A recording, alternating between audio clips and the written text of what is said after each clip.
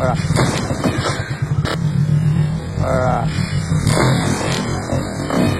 দৃশ্যটো দেখি আপোনাৰ প্ৰথম ৰিয়েকশ্যন প্ৰথম প্ৰতিক্ৰিয়া কি হ'ব বাৰু এয়া গুৱাহাটীৰ দৃশ্য এয়া মহানগৰ আৰক্ষী জালুকবাৰী আৰক্ষীয়ে শ্ৰমজীৱী খাটি খোৱা মানুহৰ ওপৰত বীৰত্ব দেখুৱাইছে ব্যাপকভাৱে সমালোচিত হৈছে এতিয়া মহানগৰ আৰক্ষী এই কাণ্ডৰ পিছতেই মাত্ৰ 12 ছেকেণ্ডৰ এটা ভিজুৱেল আৰু এই 12 ছেকেণ্ডৰ ভিজুৱেলছটোৱে মহানগৰ আৰক্ষীৰ একাংশ মহানগৰ আৰক্ষীৰ লোকৰ যিটো মানসিকতা সেই মানসিকতাটো স্পষ্ট কৰি দিছে চাওক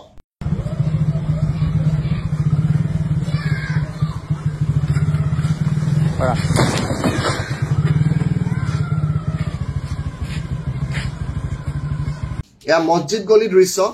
তাত আসলতে এইদৰে ভেণ্ডৰ বহাৰ নিষেধাজ্ঞা আৰোপ কৰা হৈছিল আপেল আমৰ এখন সৰু দোকান দিছিলে আৰু তেওঁলোকৰ ওপৰত বীৰত্ব দেখুৱাইছে গোটেই ফলমূলখিনি পেলাই দিছে চাওক খাটি খোৱা মানুহৰ ওপৰত বীৰত্ব নেদেখুৱাবলৈ মুখ্যমন্ত্ৰী হিমন্ত বিশ্ব শৰ্মাই বাৰম্বাৰ কৰিছিলে মুখ্যমন্ত্ৰী হিমন্ত বিশ্ব শৰ্মাই এয়াও কৈছিলে ৰিক্সাৱালা ঠেলাৱালাক আপোনালোকে মাৰপিট নকৰিব তেওঁলোকক দুৰ্ব্যৱহাৰ নকৰিব খাটি খোৱা মানুহৰ ওপৰত বৰ মতা নেদেখুৱাবলৈ আহ্বান জনাইছিলে মুখ্যমন্ত্ৰীগৰাকীয়ে মুখ্যমন্ত্ৰী হোৱাৰ 4টা বছৰ হ'ল প্ৰায়ে তেওঁ এই আহ্বান জনাই থাকে কিন্তু একাংশ আৰক্ষীক তেওঁ ঠিক কৰিব নোৱাৰিলে আৰু তাৰ শেহতীয়া উদাহৰণ হৈছে গুৱাহাটীৰ জালুকবাৰীৰ আৰক্ষী থানাৰ অন্তৰ্গত এই অঞ্চলটো অতি দুখ লগা কেইটকা পায় এই আপেলবিলাক মাটিত পৰি আছে কেইটকা ঘটে দিনটো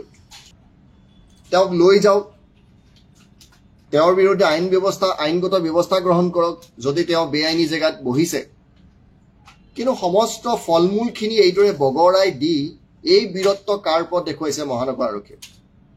অতি দুখ লগা দৃশ্য মাত্ৰ 12 ছেকেণ্ডৰ এই ভিডিঅ'টো আমি বাৰেপতি আপোনালোকক এইকাৰণে দেখুৱাইছোঁ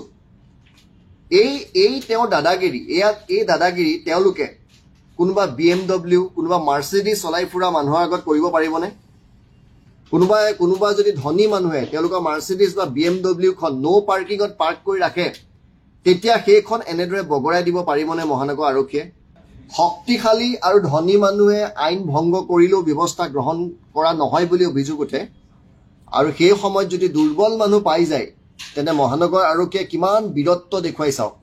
আৰু খোজকেইটা চাওক যেন তেওঁলোকে ৰণহে জিকি আহিছে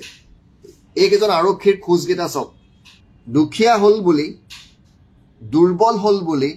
শ্ৰমজীৱী হ'ল বুলি খাটি খোৱা মানুহ হ'ল বুলি